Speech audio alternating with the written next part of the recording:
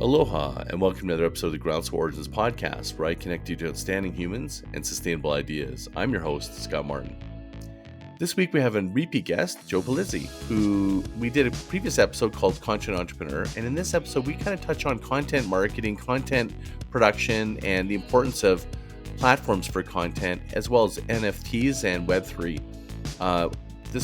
Joe has so much capability. We both share migration where we've been doing a lot of stuff in Web3. So we talked a little bit about our experiences launching, both of us launching our coins. I kind of really interview him a little bit more about his ways that he's thinking about how he's applying it and how we can be thinking about applying things in Web3 and content in Web3. So it's a great episode.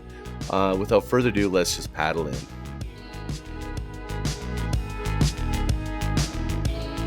Aloha, and here we are paddling into another episode of the Groundswell Podcast. We have the one and only Joe Pulizzi. Welcome to the show. Hey, I'm happy to be back. Did I pronounce the name exactly right this time? Yes, again? You got it. You got it. All right. Absolutely. Thank you. Hey, my understanding is that you're a Godfather fan. Oh, yeah, absolutely. You're sort of Italian. You have to. You have to. Have you watched the series on I think it's HBO, which is the Offer? It's on Paramount. Yes. Paramount. Yes. Now I just finished watching that, and I went back and I had to watch back to back 1 and 2 Godfather because I just saw it in a totally different light. So that to me is like such an interesting piece of content. I love the backstory content. Just to jump right into content, I thought that was just brilliant. Yeah. So first of all, The Offer is a great little series if you get a chance to watch it. And because I wasn't subscribed to Paramount Plus, so I said I wanted to watch that. I heard enough about it and I wanted to make sure I go ahead and do that. Now, I watched that and then I went and watched Godfather 1, 2, and 3. 3 is, my opinion, is terrible. It's not. Me too. It's the first 2 are amazing. They were done. I wish they just should have been done. 3 was unnecessary, but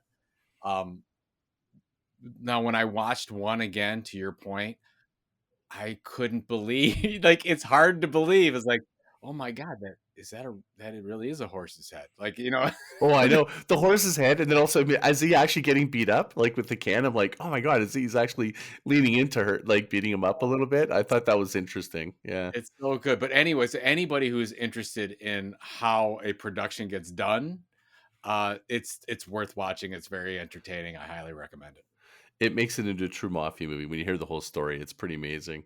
What I didn't realize was how involved the mafia was. Oh, me either. Making sure this thing happened. I had no idea it was that integral to the whole movie.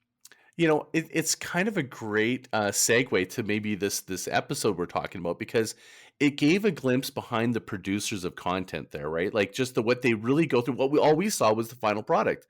We don't see all the toil, the tribulation. Like when you go through it, you're like, this movie should have been killed 100 times if they didn't have the right people at the helm committed to the outcome.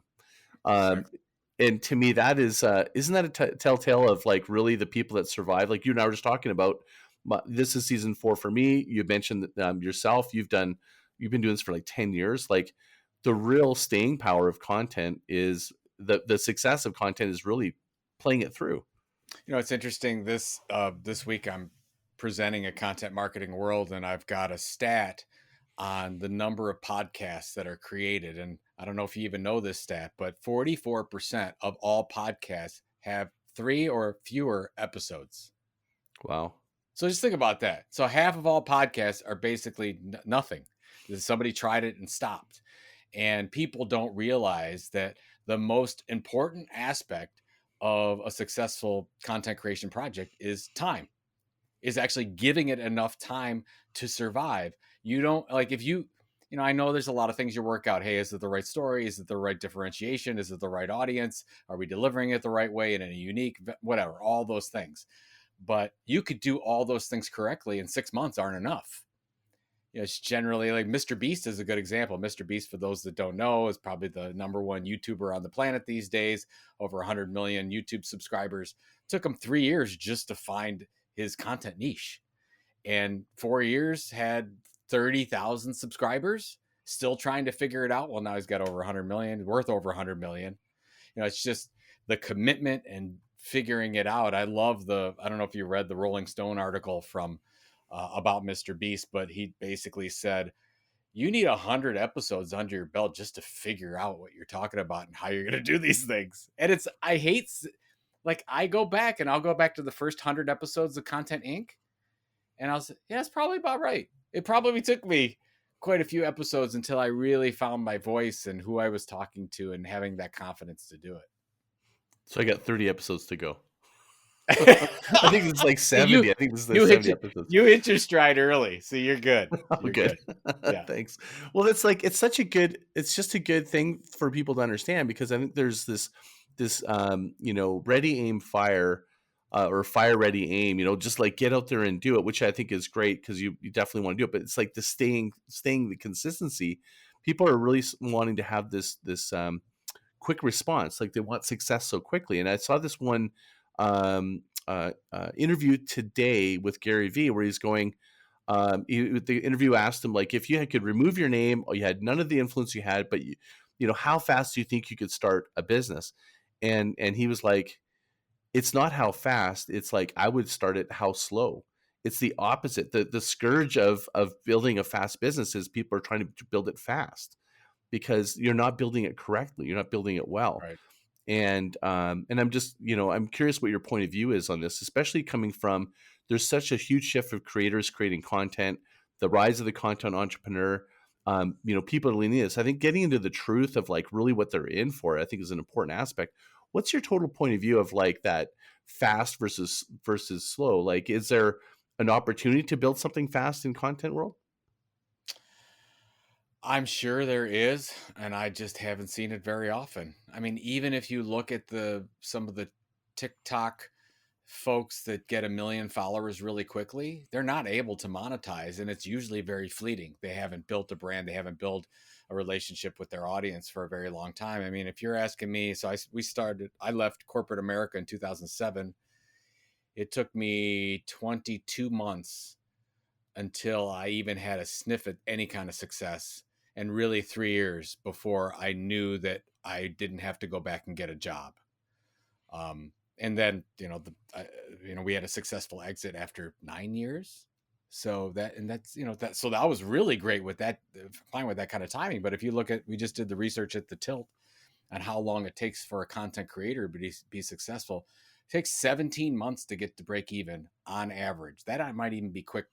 It takes 25 months to get any kind of significant profitability. So you're looking at 2+ years for anything. And that's where, I'm a history buff when it comes to, or nut, when it comes to looking at some of these media companies. And when you look at successful media companies and how long it takes, you're looking at a minimum 3 years to break out. Minimum.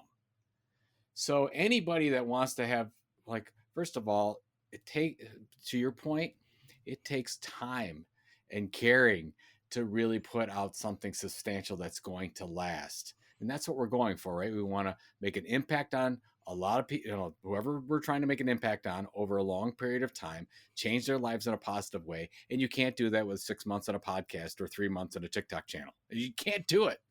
You can have some viral hits, but to me, viral generally comes after 10,000 pieces of amazing content. You don't know when it's going to happen. It just happens when it happens, because you've already set the groundwork to build that audience, and somebody in that audience is going to help you take that to the next level. What do you think the elements are? Like, if you were to think about, like, for me, when I hear that, based on my own experience, one of them is trust. Like, the audience trusts they can count on me. I'm showing up. I'm being consistent. Yep. 2 is what you said earlier when you had talked about when we were offline, which is like finding your voice. Or you said earlier, it's like finding your voice, finding your message, and connecting with it. And then there's the third one that I'm realizing right now myself. This is the journey I'm going through, because I've just now, my son and my daughter have actually started working with my daughter left marketing at university, started working with me, and they're both working with me, and they're focused on the systems, because we started building a community.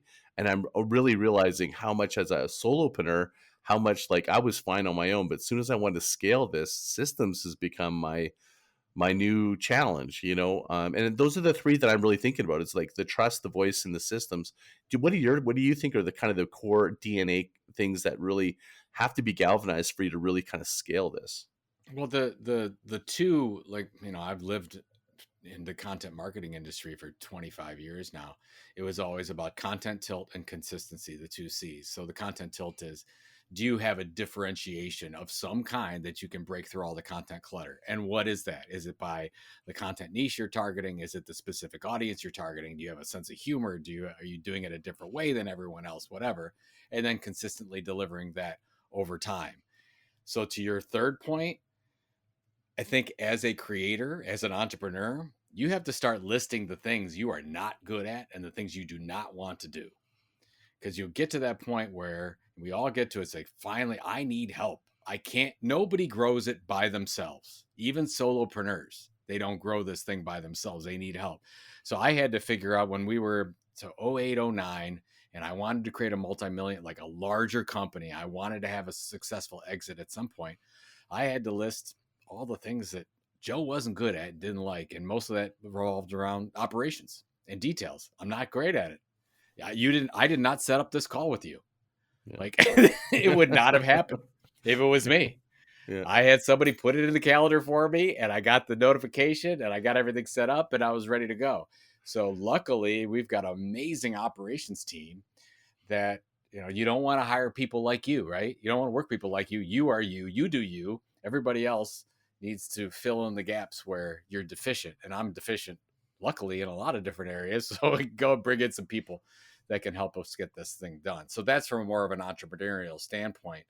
But what I found out with content creation on the first two is you could have the most amazing hook. Andrew Davis calls it a hook. I call it a content tilt, whatever. But if you don't deliver consistently over time, you're never going to build that trust. You're never going to win the heart of that audience. They're never going to want to share your stuff. And that's where it gets amazing. That's where you build your super fans. Like you were talking about your coin, people that hold the coin generally are super fans. How do you get to the super fans? You got to deliver something amazing on a long-term basis in order for that to happen. Yeah. Showing up consistently. That's where the trust comes in. It's like, some people, they do it for sprints and then they shift. They think it's not happening. Then they keep shifting. And I think it's what's elusive for them is the success that could be there if they just stay doing the same thing, even when no one shows up. It's like you're showing up for you kind of thing. Like right now I'm doing with my kids, I do twice a week in Clubhouse. Clubhouse is kind of diminishing a little bit, but I'm still doing it. I'm doing it at 7:00 on Mountain on Tuesdays and Thursdays. Okay. And I just do a jam session. And it's just behind the scenes, how we're building our community, about our coin, Web3, and I'm just an open discussion about, hey, this is something we were challenged with, and we just like talk amongst us, and then people show up, and we're just doing that, and we're doing it like instead of us having an internal meeting, we thought, well, why don't we make it a Clubhouse meeting and see if we can actually make something happen? And it's starting to get a little bit of momentum, but we've been doing like this is like our 12th version or 12th Dawn Patrol, but in the scheme of things with time frame you're talking about, that's still so early. I mean, when Fanzo and I were doing our personal branding, we started and we get like 20 people in a room, and then we ended up getting hundreds of people in the room after I think our 12th episode of personal branding on Clubhouse. So the obviously the platform has something to do with it a little bit as well. So things have changed a little bit from Clubhouse from then to now. What do you see as like the when you're looking at content, and I'm talking about Clubhouse, what platforms, like when you're making a decision, I think you and I talked about like really picking one and owning it. And what's like what do you say like when you've kind of owned one, when do you actually decide to kind of expand and take advantage of, say, a TikTok if you've been doing well on Clubhouse? So the big issue, I guess we could have talked about this on the last one. What I have seen is that most, and I would say 99% of content creators out there dabble in everything, which they're nothing wrong with experimentation. There's some really good aspects to that, but they dabble so much they don't become a master of anything and really work out the bugs in just one channel, work out their voice and their story in just one channel. And so they end up having 6, 7, 13, 20 different places where they're sharing content, but they haven't built a substantial audience and no assets at all on any of those channels. So when I go in and I consult with them, I'll go do a cursory content audit, and you'll look at everything and like, oh my God, you got to kill 6 or 7 of these, or leave them open as just feedback channels. And you're going to take that energy and put it into something amazing. So I have this belief, and I presented on this idea called content energy. Every person, every marketing organization has a limited amount of content energy. So where are you going to put that content energy? So you say, okay, do you want to be mediocre? You want to have an okay podcast, a so-so blog, average e-newsletter. You do it's an okay research report, whatever, events, everything's just okay. Or do you want to have the best podcast in your industry? Well, okay, let's take those resources, those limited resources, and shove them to the podcast. I got no issues if you decide to do that with TikTok or Instagram or Clubhouse or anything like that. The only issue that I always have is, and I talk about this all the time, don't build your house on rented land. You don't control the distribution, you don't control the data, you don't control your access to it at any time. So that as a content creator, you're putting your hands in a private company's back pocket. They're using you. You got to use them right back, right? You got to take that access that they've given you and move that to something you can control. Podcasts are up there toward the top of the subscriber hierarchy. And then above that is email. And then above that is you have your own membership site. So you're doing a lot of that stuff already where you have control, you have access to the audience, you have the data. And if somebody just can't shut off the spigot on you and you're done, like that's, I told somebody the other day, we're talking about examples of social media networks doing that. I said, oh my God, I'll take it back to 2014 and Google Plus. When Google Plus shut down, we had a client at that time that was furious. They'd sunk millions of dollars into their Google Plus platform, and they had hundreds and hundreds of thousands of followers on different channels. And Google came by and said, we're done. Well, we don't want to be in that position. We want to build content assets. And where do you build content assets? On streams that you can control, distribution you can control. The best is email newsletters. And then, of course, you and I are figuring out, well, is Web3, is tokenization something as well? Like we think so. We don't know. I know right now for sure, email, I'm all in on that. Membership, Web3, those are the things I want to move to. So build your audience if you feel that your talents are best made out. You like what's going on with TikTok. That's great. Now, once you start building that thing, if you want to use TikTok and Instagram and YouTube to market those things, I got no problem with that. What's the home base? And then use those other ones to market, because that's what you should be using them for. They're your marketing of whatever your thing is. So use those as the marketing to build around the content, the product that you have. I love that. Is, I got to segue to the Web3 in a minute, but the point of like finding a content home, like when you're going on TikTok, are you really trying to build subscribers? Or are you trying to migrate? I always think about migration. How do I migrate people from Instagram or TikTok or LinkedIn to my community? Because now that I've got this community built, I'm realizing it's one call to action. Let's bring them there. Now they're in a subscription sort of like environment where I can talk to them more. I'm in your Discord.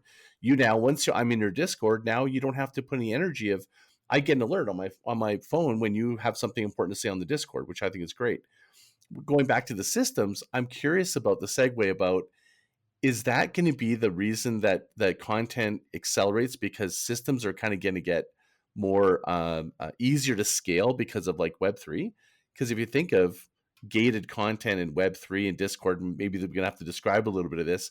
Yep. That actually removes some of the need for the systems that you used to have to do in the past, right? Like I think about like trying to work in Kartra and managing, the email sequence. I'm like, that's all removed if I have people in Discord, if I have them in my community. I don't have to do that anymore. What do you think about that scale and Web3 a little bit? It's interesting, right? I mean, you were talking before just about it's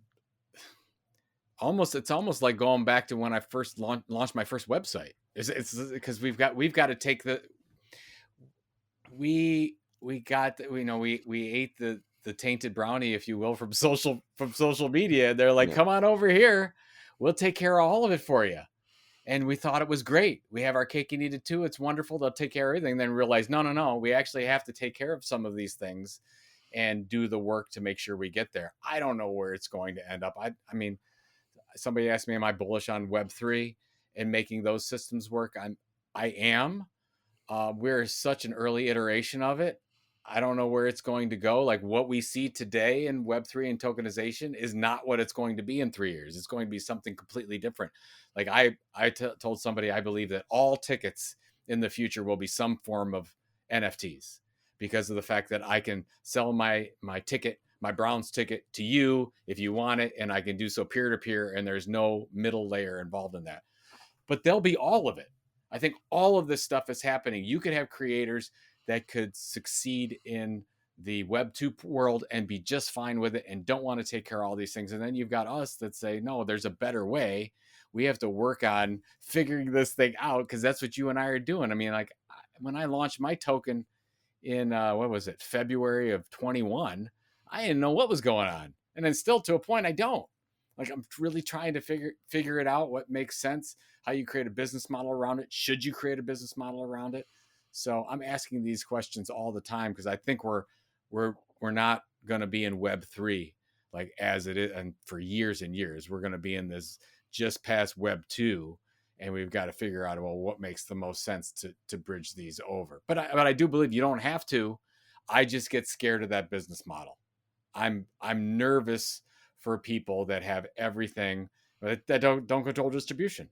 If you don't control your content distribution, that's nervous to me. Like with email, I can at least take those names, and I can, if I don't like MailChimp or I don't like ConvertKit, I can move somewhere else. Somebody that doesn't give me that opportunity, that's scary to me. Let's talk about the real why Web3, I think, is the immersion, why you've done it, why I'm doing it. There's this big, we kind of both been talking around it, but let's talk right to it, which is sovereignty. The reason I believe that Web3 is going to rise, one of the reasons anyways, and the reason I'm leaning into it is having some, sustainable and sovereignty ability to market myself without interference. And if you look at the platforms, for example, there's one, a friend of mine who has it's a $4.5 million business. The majority of their community interactions are on Facebook groups. They do have like courses that are outside of it in a different platform, but it's sort of fractured. So one of the things that's a challenge is how many people have multiple destinations, this like marketing stack of ecosystem of stuff that you have to point people to go here, to go over there. All that's economic waste. In between that is you don't own those pieces. And this client, for 6 days, for no reason they couldn't even tell, they had no access to their business, their group. $4.5 million business. That's the core of their business, the glue that holds it together.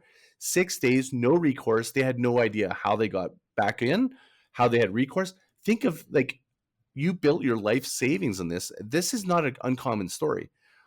This, to me, I think if you can expand on that, the important, I think this is like the Noah's Ark moment, I think, is for people to really realize that you're right. It's like honey in your ear. It seems so easy to be on these platforms. I like to call it leverage them, don't rely on them. What would be kind of like, how could you kind of like help people really see how important this issue is? Because by the fact that you and I do in Web3 is because we're testing the idea of how we can create more sovereignty for ourselves, is my belief, if I'm understanding you as well. Tell us more about like how important this is, because I think this is critical.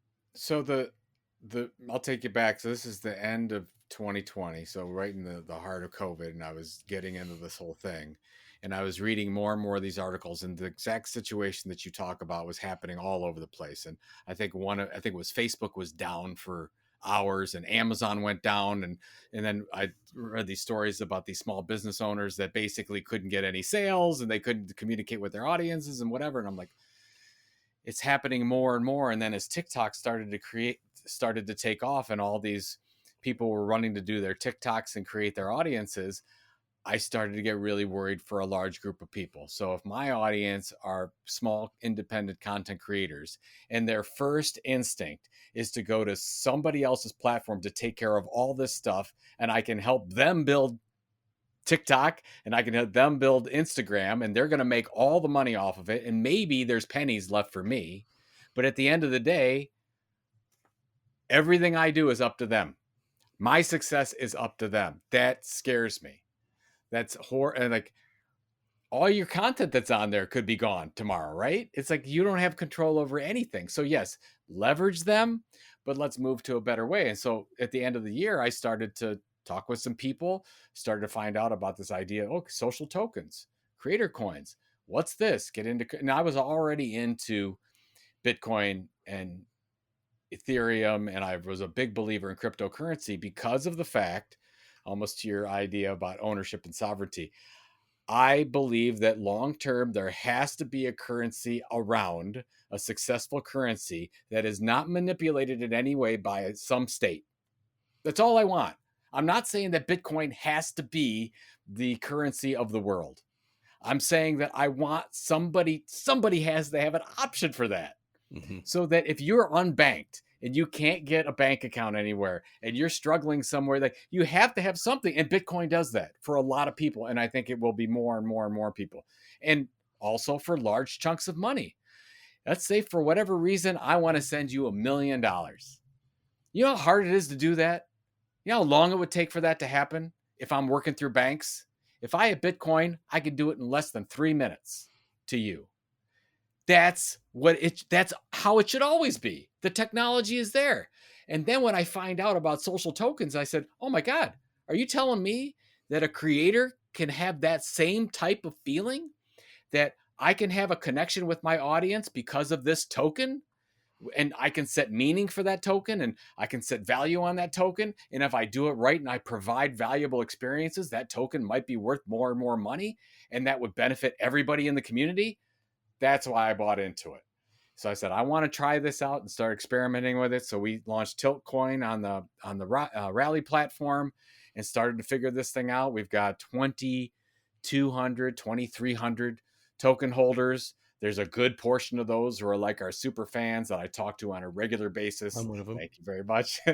and that's what I found out. Do we have it perfectly right? No. Would I have done some things differently? Absolutely. We could talk about those if you want to. Totally. But but um, but I know that there's something here. So we have our Tiltcoin project, and then we've got our NFT project, which I love, which is our never-ending ticket for Creator Economy Expo. It's our event in May, where if you bought it at the time we launched it was 0.75 ETH, and if you bought it there, you get lifetime access to the event. So we basically did a VFriends, Gary V type of thing, but we did it for our event, and we sold 50 of those so far. That's been very successful. Nice little tight knit community around there. So there's something here about the idea of sharing that ownership and building an audience that never would have been possible before, and then take it on. You're probably hearing the stories about how some of these creators who are on Spotify getting millions and millions of views, and now they're selling NFTs of some of their stuff, and they're able to actually make as much money or more than they ever made on Spotify or some of these other platforms, and they can do it directly through payments from fans because of these tokens. There's something here. It's not just your overpriced JPEG, right? This is all about access and utility and something special that didn't exist before. There's so much to unpack here about this about Web3, right? So, you're on the Rally Network, you have a coin, and what's wrapped around that I think is important to talk about is, so when someone's thinking about, okay, Web3, they heard, I think we should just remove metaverse right now. I think it's just like, that's just Agreed. let's keep that out. I don't even like the I don't term. even, right. I think it's just not really like for business people and content. We're talking about content marketing and people that can actually apply this. I want to sort of speak to people that really want to understand, how do I make money? How does this function? How does this work? And one of the things that is wrapped around your coin, so you have your own currency that you can provide value. When people buy the currency, they get access to you, they get access to different things. Then there's the NFTs, which are assets that you can create, like the ticket. But there's this other wrapper that's really emerging. I think is one of the most important changes is this Web3 community. Community is really becoming instead of it being a database, it's actually, I think that the community is replacing the database. And I don't know if I'm wrong on that, but what do you think about this whole thing around community? Because I feel like that's the one thing I'm really leaning into is like going, hey, I used to have all these followings. I used to have this database. I'm now going all in on building a community. So this is a really important question. So we should unpack this quite a bit. Jay Acunzo did a really good job in his explanation to me about audience versus community. So he said, when I think about building an audience, I am on stage and I'm talking to people who are listening to me on stage. If I want to build a community, there's a circle of chairs and I'm one of them. So this is very important, right? You are just a content creator, a part of, and you might have started the community, but everyone's adding to the value as part of that. And that is a very difficult thing to do. it is easier, in my opinion, just to create an audience. There's nothing wrong with that. If you want to just have an audience and not have any communication back and forth with them, and they're not adding any value, they don't feel like, there's no token, there's nothing, right? They're just getting your information and you're sending it just like a traditional publisher where you're building, that's fine. So you're saying, okay, well, if it's harder to build a community because you've got all these personalities and you've got moving parts, and you're part of a couple of communities that there's some really good things and there's some really challenging things when you have a community. You have Massive some people, challenging things. right? Yeah, you have people that feel that some people that feel they should give more. You have some people that don't want to do anything and they're part of it. You have some people that don't understand the boundaries associated with some of these things. So, but I feel that if you do it right, the benefits outweigh the negatives because of the fact that these are people that will go to the mat for you. They're maybe, if you want to look at them as your best marketing assets, you could look at it that way. I probably have, in our Tilt community, there's probably about 250 or 300 people that I could reach out to personally and ask them for anything, and they would say yes. And there are super fans. They look at the Tilt newsletter. They reinvest their token. They buy more when they've got an extra $20. All kinds of crazy things that they're doing, and they create all kinds of content for us. And they want us, they want to speak at the event. They want to do all kinds of things. It's just like a little family, though. I mean, you got a lot of moving parts there. So there's a bunch of benefit. Family is with you thick and thin. There's some good and some bad. You just have to make sure that you moderate that best you can. But that's where the token comes in, because they feel, I don't know. I mean, you have to talk to somebody else that's part of the community, but I feel because they own a token, they feel differently than they would if they didn't. They feel like they're part of the success of what you're all trying to build, like what you're trying to build at Groundswell, right? You're building something and you feel that your community is a part of that. They feel special more than they would for being a subscriber at Morning Brew. And there's something to that. And I think that if you do that well over a long period of time, you can launch basically any kind of product and generate revenue from it. Lots more to say here. So when some people think of community, though, they think of like a DAO, like something that's like totally autonomous, like it's a community. You're going to just like create it. That's a possibility. Sure. But I think that what I've landed on, a way of describing it, is a hybrid. It's like a leader-led community that blends audience with an inner circle. That's kind of what I'm creating. That's the way I'm describing, because I have in my free area, they're like an audience. It's one way. Then as they kind of, if they go in the gated, they're invested, they're committed, they're more, they have more content, like your 300, like I'm one of them, that I understand what you're saying. I know the rules. I want to contribute. I want to add value. I want to be on topic. I want to be adding value and differentiated value. Where somebody that's like, maybe that's like somebody that has a different, I guess you say, agenda, they come into these communities and they just want to be seen or to sell or something. They're not really in the inner circle. They're kind of, that's an audience member that tries to come in. And I think that's where a lot of fears come in, is that people are going, I would like to do it, but there's a lot of fear around, how do I manage all these different components? And I'm kind of looking at it as, it's sort of like a real world example of, you have an audience that, that's on the outside that you're talking to, but then you have this inner circle that you're bringing in, that you have a more intimate conversation with, that you can have. And if someone comes into this intimate conversation is sort of out of line, they're back to the audience. Something like that, right? Like, you know what I mean? Like it's like you have the ability to kind of control it in terms of, that's the way I would, like, some people are, I think, very altruistic, kind of going, it's a community and anything can go and let's see where the community goes.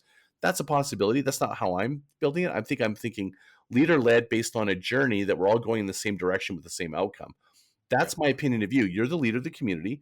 And I think communities of this kind need to have a leader and need to have a topic direction that everybody feels that they're moving in the same, like we're working towards the same thing.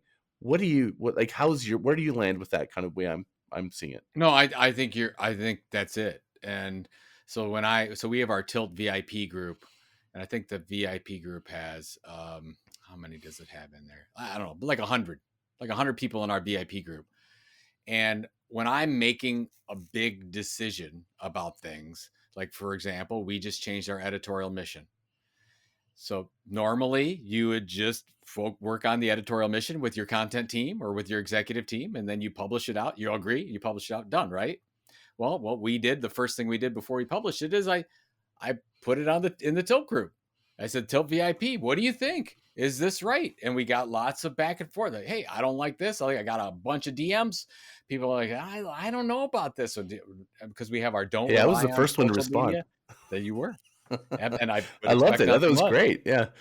And you saw there are a couple other comments there. Most people liked it because we know the audience, but some people were concerned, didn't quite get it, and we want to work through that.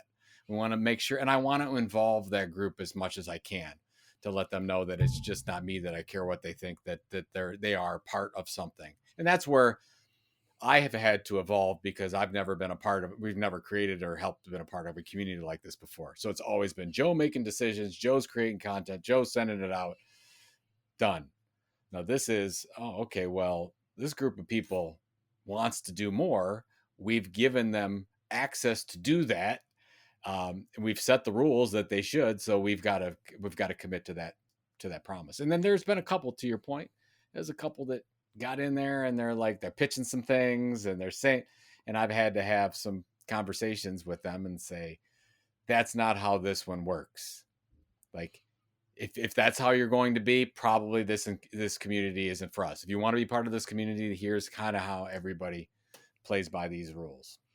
So where does where does product fit in? Because you got the community, that's like the natural, like we're having discussion, we're doing this. I think that's where people that are trying to look at community, they're kind of like, well, if I do it, I don't want to lose control. But I'm like, you have control because you can create products, and that's where you get your creative, where you do have control and you can drop it into the community.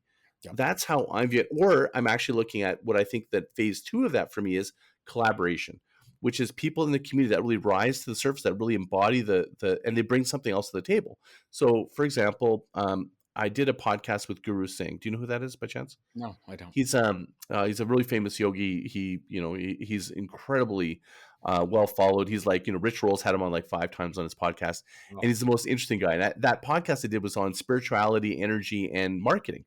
And I was a little nervous about it, but that episode just exploded to the point where he and I decided to do a series together, and we called The Mindful Marketer. And we're just talking about, I will do value proposition design, and then he'll go, oh, the universe is like this, and it's absolutely fascinating. And we're going to create a collaboration. And the kind of looking at the future of community is finding the people in the community or experts outside of the community that bring something totally different to it, and then doing collaborations. And that's kind of how I'm looking at growing my Groundswell, my community. How do you, like, when you've got a body of work, you're an expert, you're around a lot of experts like Ann Handley and a variety of different people. Are you looking at creating your own content, collaborating content? Like, how do you view that piece that you get to own and then bring in the community? So I'll tell you exactly how we did it, because we've got some interesting things going on. It's just funny how these things happen. So the first thing is we created the initial product. The initial product was the Tilt newsletter, 2 times a week for content entrepreneurs. And we've been doing that now for a year and a half or something. So just to be clear, that's not community led. Your control. It's your content. We're in complete control. We've got an editorial team. We take very little input from the audience on that. Done. Or on our community on that. Done. Then we integrated the Tilt coin. We had that part of it so that people from the newsletter, when you sign up for the newsletter, we gave everyone $5 in Tilt coin. It's $5 USD value in Tilt coin. So if you want to go through the process and sign up, great. And then you go and add, and then you jump to the Discord if you want to be part of that community. If every time you refer the Tilt newsletter, you get another $5. So we've got some people that have generated quite a few tokens, Tilt coin, because they've been spreading our newsletter. That's great. So there are referrals there, but then they get into the Discord, and that's when I started to recognize, okay, this is how this community is going to work. We did the different levels. So if you had 5 Tilt coin, you get a special content report every month. If you have 20 Tilt coin, you get into our VIP group. So that VIP group, they're all in, they're buying token, and they're sharing newsletters so they could get into there. then you're talking about collaboration. That's where the conversations happen. So Epic Content Marketing, you know this, Epic Content Marketing, the second edition was not going to happen. I wrote that in 2013. I was done. Brian Piper, part of our community since the beginning, said, Joe, I would like to work with you on the second edition of that. So part of these conversations happened in our community. Well, in February, Joe Pulizzi and Brian Piper's version of Epic Content Marketing comes out. In Darren Smith, part of our community, Craftsman Creative. You probably know Darren. He said, I want to do a podcast called The 10K Creator, and I want to do it with you. It's part of the discussions that came from this community. I'm like, oh, I don't know if, and we talked about it, and he said, okay, let's do it this way. Let's create it as a separate product on the Content Inc. podcast, and let's sell it. And we can use it as a revenue generator because we can sell it initially because I already have an audience on the Content Inc. podcast. We'll create it as a secondary podcast for a short time, kind of like your special episode. We're going to do it for 10 weeks. Packaged it together, sold 3 big sponsorships to that right away. Done. Beautiful. Aaron's happy. We're happy. We're starting to record now. All that's great. We'll have it done. And I'm like, oh my God, this is a great new model. But you're saying, how does collaboration happen? It just happens. You don't force collaboration. You have communication with the substar. We had our NFT team for Creator Economy Expo was led by Brian Piper and Mark Hicks, who were part of our Tilt community. So these things, most of the people that bought our NFTs were in our Tilt coin community. So it sort of all happens together and wraps up. Now, to your point, can we still launch our own products? Well, how did Creator Economy Expo get launched? We had enough people in that community say they wanted to get together and meet in person. Nobody was doing it. And I said, well, how about an event? Everybody said, great. I said, okay, we'll launch a product. So the Tilts event is Creator Economy Expo, an annual event every year. That's not an event that's run by community. That's an event that's run by our team. Is it influenced by our community? Absolutely. Was it created because of the community? Yes, because they asked for it. You know, if you think of Ray Dalio, who's the expert at investing, and he talks about 13 uncorrelated assets to create a more sustainable and almost like bulletproof investment portfolio. What you're describing is a multidimensional way of making money that are somewhat uncorrelated. The central point is really the community. And when I've done marketing for years, it always drove me crazy that someone would spend all this money making a product and they go, okay, we don't have that much money, but we need to know how to market it. I'm like, it seemed backwards. I'm like, wouldn't it be better if you had the audience and then you feel the need within that audience? That is the switch that I think is happening in marketing. Is the reason an entrepreneur that's listening to this should be thinking about, in my mind, is the benefit is what you're describing. You have all these different amazing opportunities that are going to come your way that you never even thought of. And you're going to have an audience that you can test, try, or it's going to accelerate. Or you don't have to now spend all this market economic waste trying to find your audience. You already have the audience. That is the piece that's worth building. It's like the treasure that we're talking about. It takes long to do these things, but the treasure's there.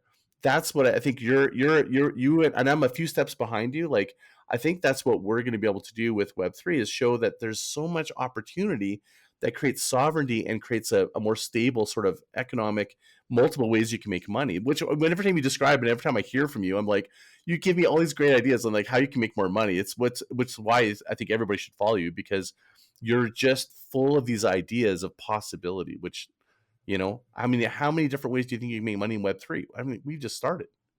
Yeah, unlimited. I mean, if you look at the Content Inc. model that I started talking about in 2015, once you build a loyal audience, to your point, I tell every entrepreneur that's starting out, how should I market my product? I said, build an audience. Don't even create the product. So because probably your product's going to be wrong. And then you're going to spend all this money and you're going to have to do another product. So build the audience first. And once you get close enough to that audience, build a community, they will tell you exactly what, and that's Content Marketing Institute. Content Marketing Institute happened. I think we talked about it before. It happened because we built the blog first, and we built an audience of 10,000, 15,000, whatever. And I was trying to force down another product that didn't work, and I fell in love with it, and I kept trying to shove it down people's throats, and nobody was going to buy it. And I'm like, oh my God, I'm hemorrhaging money. I'm not going to be able to make it. I'm going to have to go get a job with somebody else. And then I finally started to listen to the community that was building behind it. And that community was saying, Joe, are there any events out there in the content marketing space? Joe, is there any training? Is there any consulting? And I switched the whole business model and focused it around an event training model. And of course, we just took off from there because I just said, if I wish I'd have done that, that would, if I had a do over, I'd say, don't launch a product.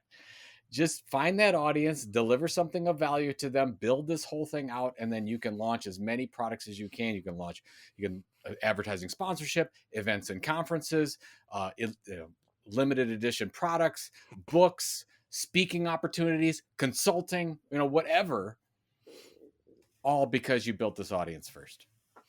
And it doesn't have to be hard. I literally feel the first 500 people I got in my community, even though I have a huge audience, and I have put some social posts out, but I really have been doing it one-to-one. I feel like it's just like it's been a couple new audience people, because I really wanted the core first people to be really bought in, and I wanted to kind of get to know them. So I've been kind of doing a lot of personal invites, like 2 or 3 people maybe a day for a while, and one a day. And now we're ready to kind of really open the floodgates, because I wanted to kind of get my sea legs and stuff. And what do you say to somebody that goes like, I don't know anybody, I don't know where to begin. How do they begin? What's the what would be the way that you would help them? Is it pick a product like a podcast or something that builds an audience, or would it be building a community or a place for them to congregate, like a Discord? What would you say? To start building an audience, where do you start? Well, off social platform, really, if you think about don't try to lean too hard into the social platforms. Yeah, I would say you have to find what I would call your content tilt. What is that? What is the thing? Whatever you're going to do, it has to have some differentiation so that you can break through all the clutter that's out there. Or why are you even doing this in the first place? Do you have a different story? What is that different story? You got to figure that out. And it takes some time to do that. But that's the first thing I would do. And then you have to choose. Like we talked about before, choose the blog, choose the podcast, choose the email newsletter, choose something.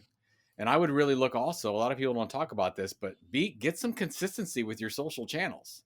Like what your call to action should be the same thing on each one. It's funny. We talked a little bit before about home, finding that home base and whatever that is. Like if somebody asked you at the end of, if you asked me at the end of this, where should people go? What is that? Like if somebody asks you, that should be your home base. That's your thing. That's your blog, your podcast, or your e-newsletter. Like mine right now, I'd say thetilt.com. So what is that thing? And then everything else is built up around that. Now that takes 12 to 18 months. That's 12 to 18 months, folks, minimum. So find that content tilt and then pick the thing and then use all the other social media stuff to point back at the thing. And I don't care if you get 300 or 600 or 1,000 people, whatever, that's going to be your core starter audience. And you're going to talk to, that's your community. And honestly, I do believe, even though I think maybe it needs to be bigger in some cases, but I believe in Legions, 100 fans, and Kevin Kelly's 1,000 true fans type of thing. I believe that could happen, and you can monetize a group of people with people that really trust you and want to go along for the ride, and you can make a living off of that. But generally, to be honest with you, it's 12 to 18 months minimum before you get it going. Yeah, I think that's a really interesting point. Like people in their minds think of followers. We're not talking just followers that are sort of like, well, I'm just going to agree to go. But if you could actually don't need that big of an audience. I'm seeing tons of communities that have really small audience and they're very successful. It's because they have true people that are purchasing, they're committed to it, and the more niche sometimes the better.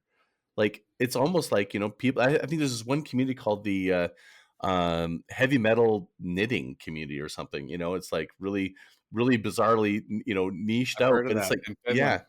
And it's like super successful. It's because it's so specific.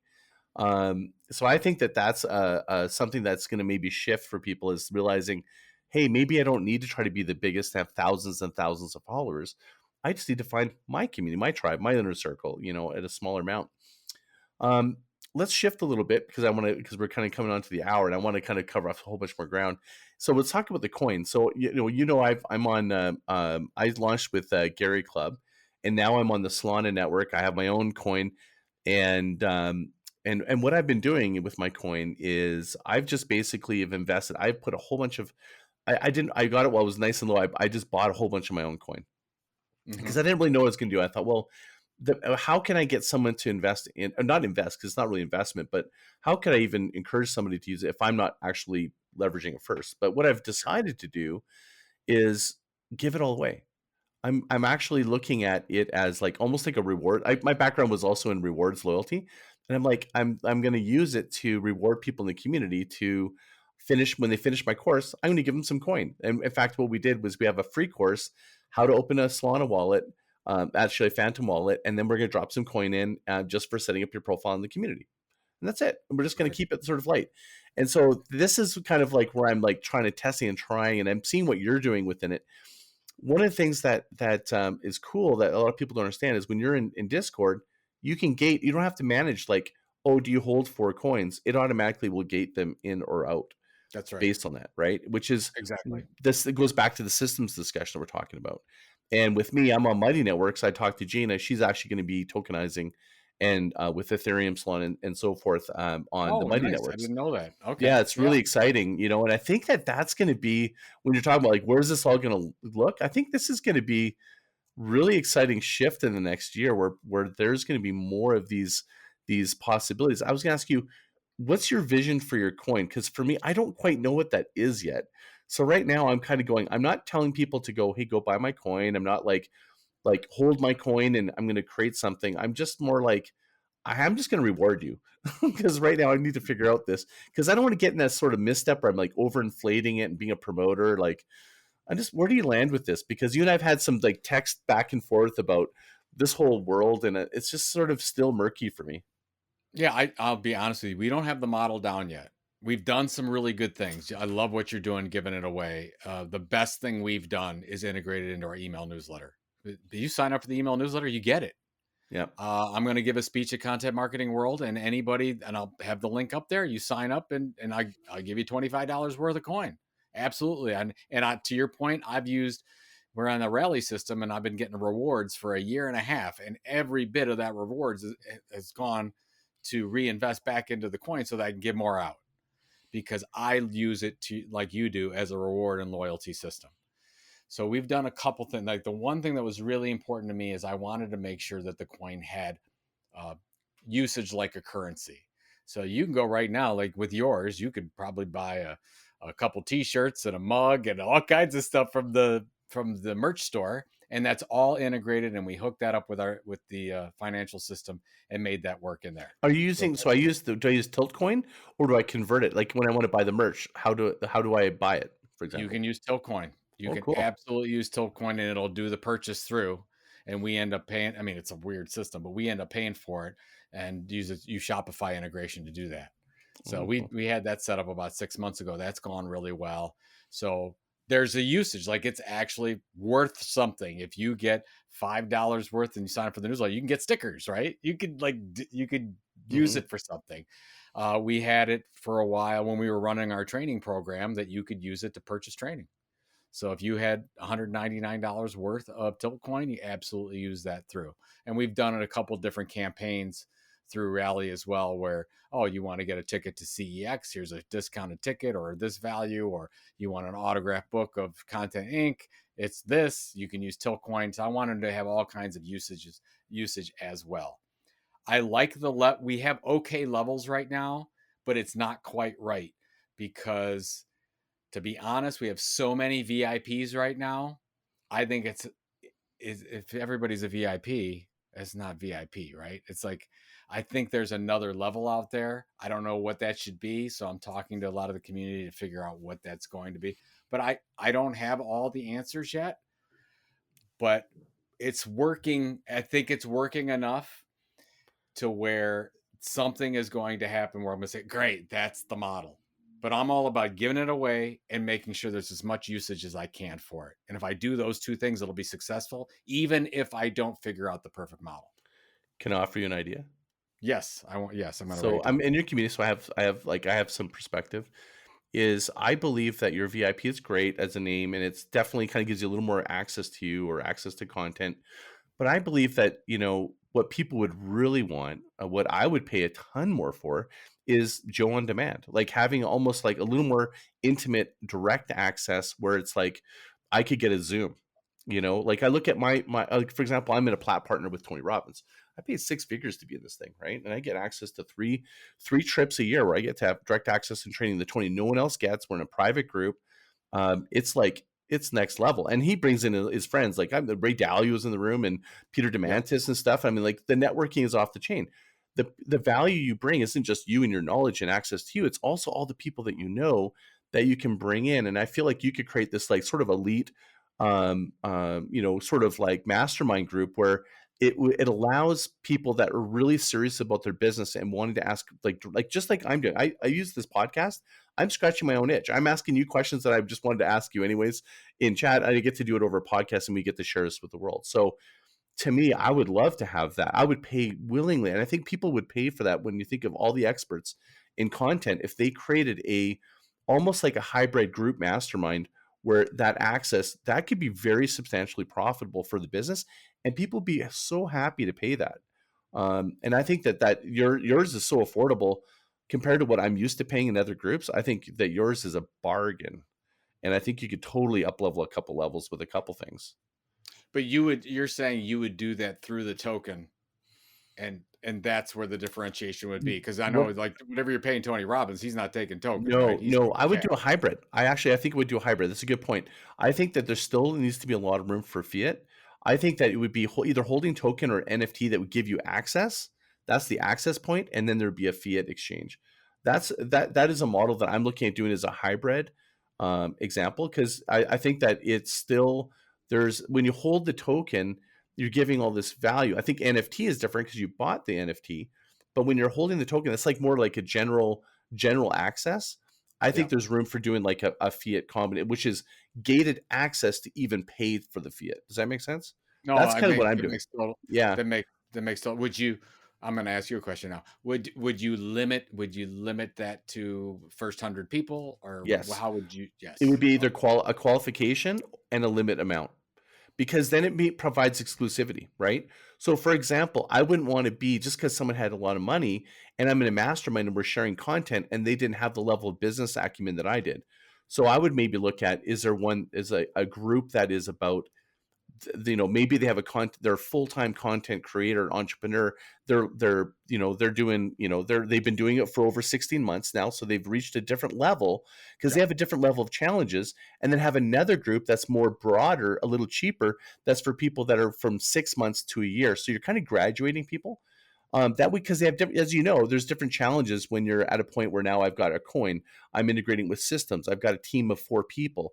Then someone who's like, I'm a solopreneur, those two in the room, the questions, I kind of feel like you can kind of create a different problem solving and value, and I'd be happy to pay it. Yeah. I like that. I think the question is that I would think of, and I'm sure other creators would, is the time. Like that's a personal time I mean, that's a product you're creating that takes a lot of personal time from the creator, from the leader, if you will, versus if I Is launch. that true? Or could you create something that it just means you're creating differentiated content? It doesn't necessarily mean that you could have maybe more intimacy to a degree, but maybe it's something as simple as, I'll answer your questions in 24 hours, specific ones in this group. You could, it's so that you're still kind of maintaining that time control. Maybe you are giving a little bit more to the other group, but you don't I don't think it always Yeah. has to be, I'm suddenly now on demand and I'm like, on your beck and call. I think it's the way, at least though I'm viewing it, or the way I'm going to kind of create that. I'm thinking about, just thinking aloud with you, is Yeah. at that higher level. For example, I'll probably have a WhatsApp group or a chat or a Discord where it's like I'll respond within a day, and you can ask me specific questions. I'll probably do like a Zoom where I can see your face and answer your questions as a mastermind group, once a month. I don't see that as being too much of a commitment of time, You know what? but it's enough personal I access. like the WhatsApp. I like the WhatsApp or Telegram or something like that. That's just exclusive for, Yeah. we're going to keep it to the 100 people. I could see that is something. Because Matt, like, think of like with the body of knowledge in 1 second, like what's taken you 30 years or 28 years that you've been doing this, like your ability to go and solve that problem in like one question, going, hey, I'm thinking about doing this, boom, you get that response. That is worth a lot of value. and having that personal interaction with you, I think would be highly valued. And for you, the time commitment is small, but the perceived value on their end is massive. All right. Well, if I do it, I'm going to get you involved. You can help me. Love it. Yeah, that sounds awesome. Well, good. Well, I really appreciate you giving me the hour of talking about this. We didn't go too much into NFTs. We touched on it a little bit. I think there's always more that we can talk on. I just love, we share so much of the same values. And I think we're also helping the same people achieve the same outcome and slightly different. You know, for me, it's the impact creators that are trying to make a difference in the world is really kind of the angle that I'm my tilt, my milk run. I think if you remember from the last one, is people that are trying to make an impact in the world to create a better place. And with the content entrepreneurs, has there been a tilt change for you? And specifically, could you describe for people like who is ideally ready to follow you, and then share them where they could follow you? Yeah, we've changed quite a bit. Our I thought our audience at first would be even tend towards some younger people that were creators that wanted to figure out how to move off a platform. But most of our creators are, bloggers, podcasters, speakers, consultants, people that have been creating content for a long time and are trying to make a business out of it, like a substantial business off of it. So we're really focusing on off of social platforms. How do you build content assets? So we're saying, okay, how do you create an audience? How do you generate ongoing revenue through that? What are the different ways to do it? And we try to put people together, which is one of the reasons why we wanted to do Creator Economy Expo, so people could network with other serious content creators. And just like you and I have done, we get these ideas together, we start working together, we're better together than we are apart, and a magic happens. And I love from the last CEX where I see all these partnerships that have happened from these content creators that are starting to work together and help get to profitability and build a community faster than they would than if they were by themselves. And where should they follow you? So yeah, my one thing, thetilt.com is the newsletter. That's how you get involved in the community. That's how you get the Tilt coin, all that good stuff. And then I'm joepulizzi.com, at joepulizzi everywhere. And then I think we've talked about, I got 2 podcasts, Content Inc. and This Old Marketing. And then I've got 7 books, 6 marketing books, most recent Content Inc. And then I've got The Will to Die as my novel that came out in 2020. You're officially at legend status. Love it. All right. Well, thank you so much for being on the show. I really appreciate you. Anytime. I'm looking forward to the next season. I want to be on that one too. Absolutely. All right, everyone. Well, thank you for tuning in to the Groundswell Podcast. Please just go to groundswell.fm. There's a little speak pipe there with a microphone if you want to leave me a voicemail and tell me what you like, what you don't like, what you like to hear more of. Love to hear from you directly, and follow us at groundswellinnercircle.com to join our community. And until next time, mahalo.